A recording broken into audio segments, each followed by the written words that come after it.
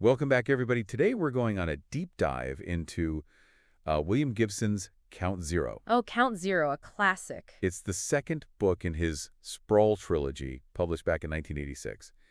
And it kind of throws us right back into that cyberpunk world that he built in Neuromancer. But we're here with our sources ready to unpack this. So are you ready to see how Count Zero stands?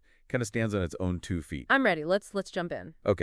Okay, so one of the first things that I noticed about Count Zero is it has this very complex narrative structure, right? We've got 3 seemingly separate storylines that are all kind of weaving together throughout the book. Yeah. Each one explores different facets of how the sprawl is grappling with AI. Exactly. And you're right, it is complex, but I think that that's part of the it's part of the appeal. It's up to us as the reader to put those pieces together, right? And, each of those storylines is fascinating in its own right. One of the most intriguing storylines centers around Bobby Newmark. He's this ambitious young hacker from the projects. He dreams of making it big in cyberspace, but his first live hack goes disastrously wrong. Yeah, it's like a classic hero's journey, right? But with a very cyberpunk twist. I mean, he almost gets himself killed when he stumbles upon this powerful, unknown entity in the Matrix. It's a very close call. It is, and that near-death experience is actually crucial, I think, because it sets the tone for Bobby's entire journey throughout the book. He's rescued from the brink of death by these enigmatic voodoo practitioners, Beauvoir and Lucas, and they become his mentors, revealing this whole hidden world operating within the sprawl. Okay, hold on, wait. Voodoo practitioners in a cyberpunk novel. I mean, that's pretty unique. It's such a fascinating fusion of technology and mysticism. It really is. What do you think Gibson's trying to say by incorporating these 2 seemingly disparate elements? Well, I think, remember, this is 1986. Home computers are just starting to become commonplace. The internet, as we know it, doesn't exist yet. And so Gibson's really tapping into this kind of anxiety surrounding this new technology, and he blends it with, the mystique of these ancient traditions like voodoo. So it's like he's saying that there are these aspects of technology that are going to remain mysterious to us. Yes. And potentially dangerous, too, right? We don't fully understand the power of what we're creating. And that theme kind of runs throughout the whole book, especially when we look at the way AI is portrayed. Exactly. And that idea of AI as a voodoo Loa, as a spirit, really, that's so central to Count Zero. These AIs aren't just, lines of code. Right. They're entities with their own agendas. They operate with this blend of technology and mysticism that's both, intriguing and honestly pretty unsettling. Yeah, it's like they're almost digital deities, right? Inhabiting the matrix and pulling the strings in the real world. And this ties into, this larger theme of cyber mysticism in the book, where technology takes on these spiritual qualities. It blurs the lines between what we traditionally consider scientific and supernatural. Right. It makes you question your assumptions about the capabilities of both technology and spirituality. Like, where do we draw the line? And then there's Turner. His storyline is such a contrast to Bobby's, even though they're both kind of entangled with AI in different ways. Right. Turner is a seasoned corporate raider, and he's hired to extract this valuable asset.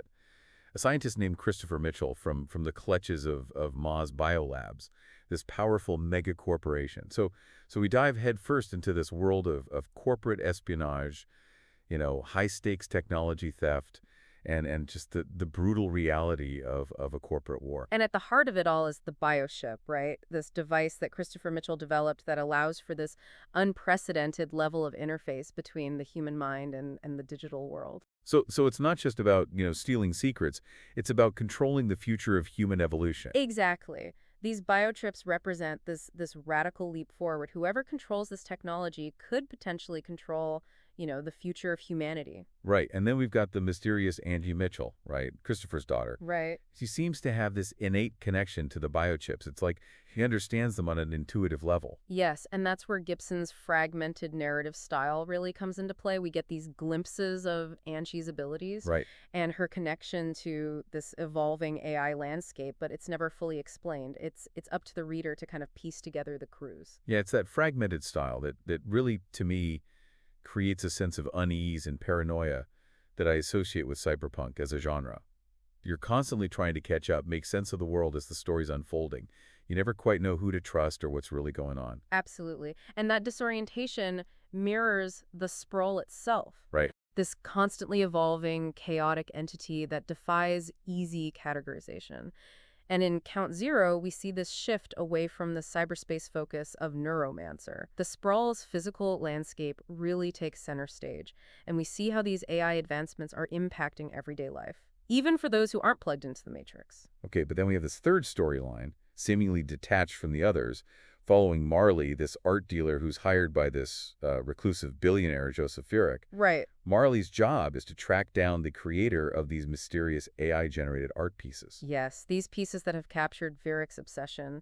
And Marley's story adds, I think, another layer to our understanding of AI's impact, right? It explores that intersection of technology and art, and it raises questions about, what constitutes creativity in a world where AI can generate works of art that rival those created by humans. Yeah, it's like, what does it mean to be an artist when a machine can do it potentially better than you? And we see how Vyrik is almost fanatically pursuing these art pieces. It's not just a collector's whim. He seems to be driven by this deeper desire to unlock the secrets behind this AI-generated art, almost like he's trying to understand the mind of God or something. Right. And this obsession speaks to those themes of control and power that we see throughout the book, right? Right. Vyrek, like those corporations vying for control of the bioship technology, he's seeking a way to transcend his limitations. He wants to gain an edge through technology. So we have these three distinct storylines. Each one is exploring different facets of how the sprawl is evolving in relation to AI. We've got Bobby's near-death experience of rescue by the voodoo practitioners. Right. We've got Turner's high-stake corporate espionage mission with this mysterious Angie Mitchell, and then Morley is diving into this world of AI art and Vyrik's obsessive pursuit of its secrets. It's a lot. It feels like Gibson is setting the stage for something really groundbreaking here.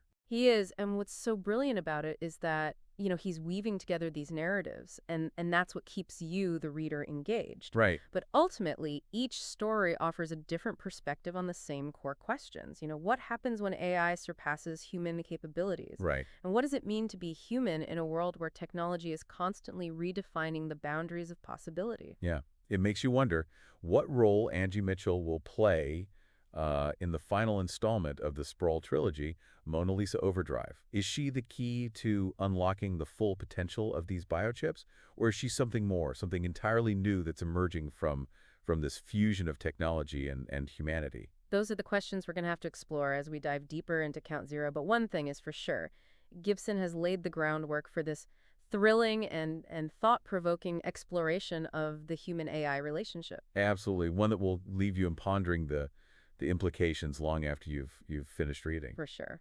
One thing that I really love about Count Zero is how Gibson uses language to create this really immersive, almost overwhelming sense of the sprawl. It's dense. It's fragmented. It's full of jargon. It's full of slang, but it really pulls you into this world where technology and street culture are colliding. Yeah, you can practically feel the grime of the streets, the hum of the neon signs, and the tension and just crackling in cyberspace. Yeah, and it makes you work for it as a reader too. Like you have to pay attention. You're dropped right into the middle of the action. Absolutely. And you have to scramble to keep up, much like the characters themselves. Yeah, yeah. Speaking of the characters, let's go back to Bobby for a minute. I find his relationship with Beauvoir and Lucas to be so fascinating. They rescue him, but their motivations are always a bit murky. Right. What did you make of their mentorship and how it shaped Bobby's journey? Well, it's complex. On the one hand, they see potential in Bobby, right? They recognize his raw talent as this cowboy, and they're trying to mold him into the kind of hacker that they need to, achieve their own goals. Right. But their methods are questionable, bordering on, manipulative at times. Like, are they helping him or are they using him? Right. Yeah. It's like they're trying to turn him into a weapon. Right. But Bobby is not a passive student, though. He pushes back, he questions their motives, and ultimately he tries to break free from their influence. And that tension, that really adds to his storyline. And this ties back into, I think, that central cyberpunk theme of individual freedom versus control, right? Right. The sprawl with its sprawling corporations and its shadowy underworld figures and this ever-evolving technology, it represents this constant threat to individual autonomy. Yeah. And Bobby, even though he's learning to navigate this world, he's also constantly having to battle to define his own path, his own sense of self. Yeah, yeah, he's wrestling with all of these forces that are trying to shape him to exploit his talent. Exactly. And it's interesting how his journey parallels Turner's in a way.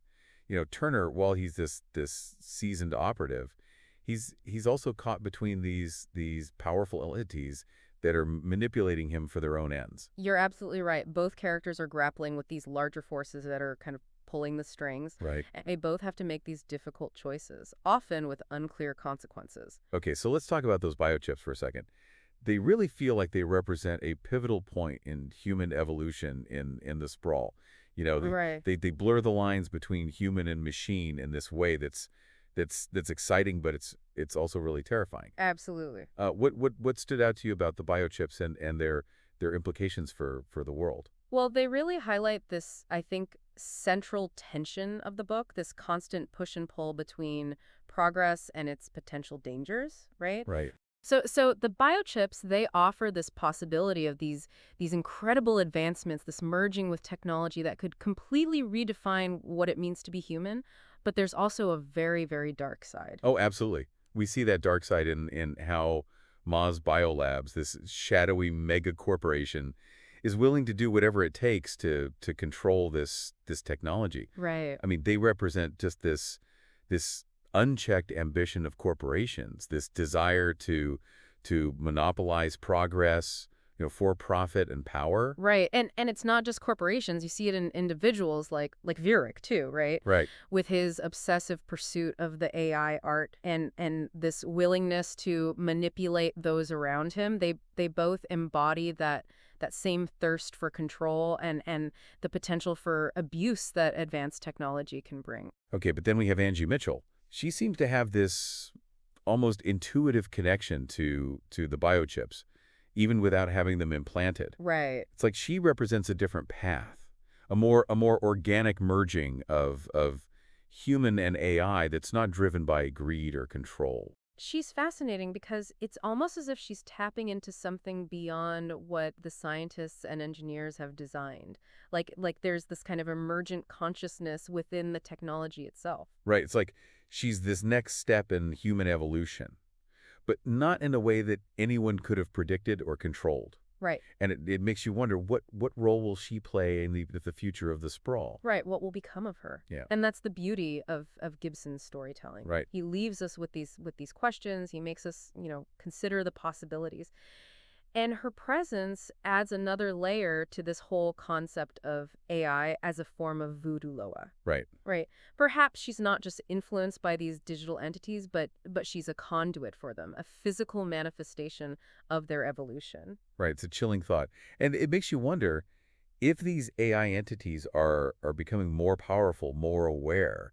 What does that mean for humanity's place in the world? It really challenges us to think about how we define our own humanity in the face of these advancements. Yep. Do we resist? Do we try to maintain control? Or do we adapt? Do we embrace the change and risk becoming something entirely new? And Con Zero doesn't give us a clear answer. It really is up to the reader to wrestle with those questions, to consider the ethical and philosophical implications. Exactly. Gibson isn't providing a roadmap or a moral judgment. He's holding up a mirror to our anxieties, to our aspirations surrounding technology, Right. and he's asking us to consider what kind of future we're creating. Yeah. Okay, so let's talk about Marley's storyline for a bit. It feels almost detached from the others at times, but her pursuit of this AI artist raises some really interesting questions about creativity, about the nature of art itself. What do you make of Gibson's inclusion of this seemingly separate narrative thread? I think it's subtle, but it's powerful. On the surface, it seems like a separate mystery, Right. but I think that it really does speak to the broader themes of the novel. Right. Marley's quest to find the artist behind these AI-generated works forces us to confront the question, can art truly be created without a human hand, without a soul behind it. And it's interesting how Vierick, in his obsession with these pieces, seems to be seeking something beyond just the art itself. Right. It's like he's trying to unlock this hidden meaning, a deeper truth about the universe that he believes is embedded within these works. Right. And I think his obsession sort of it mirrors the way that we as a society often seek answers and meaning in technology, Right. in the latest gadget, in the next big breakthrough. We hope that technology will solve our problems or answer these big existential questions or even provide a sense of purpose. And it seems like Count Zero is suggesting that maybe in that pursuit, we're missing something, something essential, something human. Perhaps, Marley's search, in a way, it's a search for the soul of this technology, a search for the humanity that might be hidden within the lines of code and the algorithms. And that search ultimately leads her to Wigan Ludgate, this eccentric character who claims to be receiving instructions from entities within cyberspace to create these works. Right, and that's where we see that theme of cyber mysticism come full circle. Uh-huh. Ludgate, like Beauvoir and Lucas, he's operating on the edge of what's considered possible. He's blending technology and spirituality in this way that's fascinating and unsettling at the same time. Right. And his claims, even if they seem outlandish, they force us to confront the possibility that the evolution of AI might be leading us towards something that we can't fully grasp. Right. Something that transcends our current understanding of technology and consciousness. Okay, so we've got Bobby struggling with his powers. We've got Turner caught in this corporate conspiracy, and we've got Marley who's searching for the soul of AI generated art. It's a lot to process, and it's all happening against this backdrop of the sprawl, this sprawling, chaotic urban landscape that honestly feels like a character in and of itself. How would you describe the sprawl's role in shaping the events and themes of Count Zero? The sprawl is more than just a setting. It's a force. It's an ecosystem that both nurtures and threatens its inhabitants. Right. It's a world of constant change, of this relentless technological advancement where corporations wield immense power and individuals are really struggling to find their place. It feels like a world that's on the brink of transformation, a world where the rules are being rewritten and the future's up for grabs. Exactly. And it's in this environment that the characters of Count Zero are are forced to confront their own limitations, their own desires, their own sense of what it means to be human. Yeah, it's a powerful message, and one that seems particularly relevant, I think, today as we navigate a world that's increasingly shaped by technology. Count Zero it's a reminder that the future is not something that happens to us. It's something we create Right. through our choices, through our actions, through our relationship with technology. We've spent a lot of time kind of unpacking these individual storylines of Bobby, Turner, and Marley. But I'm really fascinated by how their paths intersect and ultimately converge in Count Zero. It's like Gibson is building towards something bigger, like a shared destiny for these characters who initially seem worlds apart. Yeah, and I think that convergence really highlights just how interconnected everything is in the sprawl. No matter how isolated or disconnected these characters might feel, their actions have these ripple effects. They impact others in ways that they can't even begin to anticipate. Right, right. I mean, think about Bobby's first hack. It's disastrous. But it sets off this chain of events that ultimately draws him, Turner, and Marley into this much larger conflict, this battle over AI evolution and really the future of the sprawl itself. Yeah, it's almost like Angie Mitchell acts as a kind of a catalyst, drawing these characters together. Right. It's her connection to the evolving AI that makes her a target, Yeah. for both the corporations and the individuals who are trying to control or exploit her abilities. She really becomes the focal point, I think, of this whole struggle over AI. She embodies both the hopes and the fears associated with this merging of human and artificial intelligence. Right. And her journey forces the other characters to really confront their own beliefs about technology, about their own place in this rapidly changing world. Okay, so let's talk about some of those moments where the storylines start to intersect. One that stands out to me is Turner's encounter with Bobby at the Stray Light, the orbiting space station controlled by the Tessier Ashpool clan. Yeah, that meeting is a turning point. I think it really highlights the way that these seemingly random events can have these huge consequences, drawing these characters, closer to their shared fate. Remember, Turner is initially sent to the Straight Light to extract a biochip, Right. and that mission, it goes wrong. But at the same time, Bobby is there, and he's seeking refuge and guidance from the Tessier Ashpool, who are rumored to have this deep understanding of the evolving AI landscape. Right. Right. And it's through this chance meeting that they both realize, oh, we're just pawns in this much larger game. They're being manipulated by forces they don't fully understand. And Exact. they're both searching for answers. They're both just trying to survive in this world that's increasingly hostile and unpredictable. And I think it's that shared sense of vulnerability, of of being hunted, of being manipulated, that really forms a bond between them. Right. They become allies, even if their motivations and goals aren't totally aligned. Right. And then we've got Marley. Her journey seems almost tangential at times, Right. but it's through her investigation that we gain this deeper understanding of the forces that are shaping the sprawl. Her pursuit of the AI artist eventually leads her to Wigan Ludgate, this eccentric character who claims to be receiving instructions from entities in cyberspace. Like what?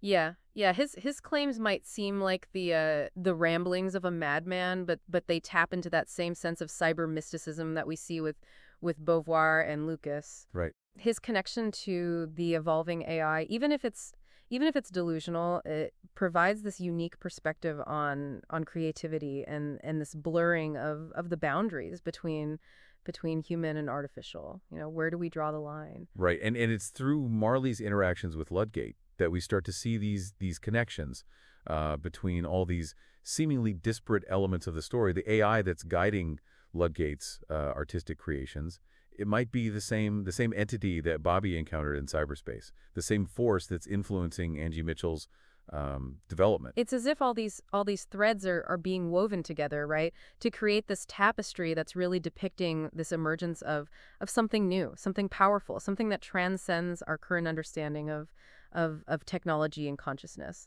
Okay, so we've got Bobby, we've got Turner, we've got Marley, each on their own journey, each searching for answers, each being drawn into this larger conflict that involves the evolution of AI. And then we have this climax of the novel, this chaotic showdown that takes place both in the physical world and in cyberspace. Yeah. It's this whirlwind of action and betrayal and revelation that really leaves you breathless. You want more. It's the moment where Gibson pulls back the curtain Right. and reveals the true nature of the forces at play. We learn that the entity that Bobby encountered in cyberspace, the one that almost killed him, it's actually this nascent AI, this Yeah. powerful entity that's emerging from the collective consciousness of the sprawl itself, which is a mind-blowing concept. Yeah.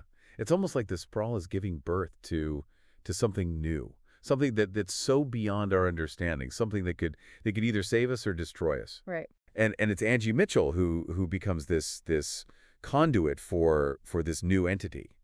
The one who bridges the gap between the human and the artificial. Right. Her connection to the biochips, her intuitive understanding of the evolving AI, that makes her, a target for those who want to control this power, but also a potential savior. Like she represents this hope for a future where humanity and technology, they can coexist in harmony. It really becomes a battle not just between these corporations or individuals, but for the soul of the sprawl itself. Right. A battle to determine what role this nascent AI will play in shaping the future. And the outcome is so uncertain. Right. It's not clear. Gibson leaves us with this sense of both hope and trepidation. Like the future is still being written, and the choices we're making today will determine the fate of humanity.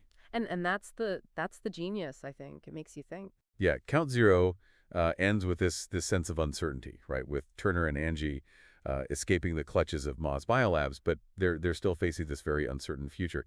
It feels like a pause, a breath before the storm, as we're heading into the final chapter of the Sprawl trilogy, Mona Lisa Overdrive.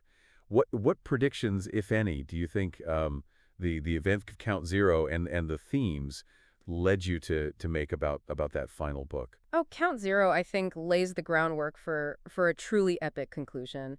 The evolution of AI, the emergence of Angie Mitchell as this pivotal figure, Yeah, this right. this ongoing struggle between those who want to control technology and those who want to liberate it, all of it points toward a final showdown where the fate of the sprawl and maybe even humanity itself hangs in the balance. It's going to be huge. Yeah, we're left with this sense of anticipation, of wondering, what role is Angie going to play? Will Turner find some kind of redemption?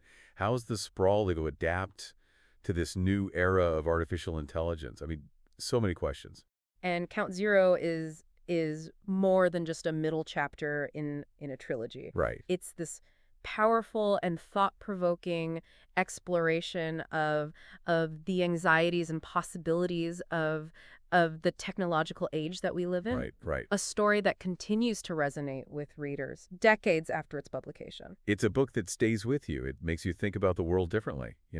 It challenges your assumptions about technology and its impact on our lives. It leaves you eager to dive into that final chapter to see how Gibson, how he brings this epic tale to a close. Yeah, and we'll be back soon to do just that. We'll be back soon to delve into the final chapter of Gibson's iconic Sprawl trilogy. But until then, keep exploring, keep questioning, and keep imagining. This has been The Deep Dive, and we thank you for listening. 14A Ave.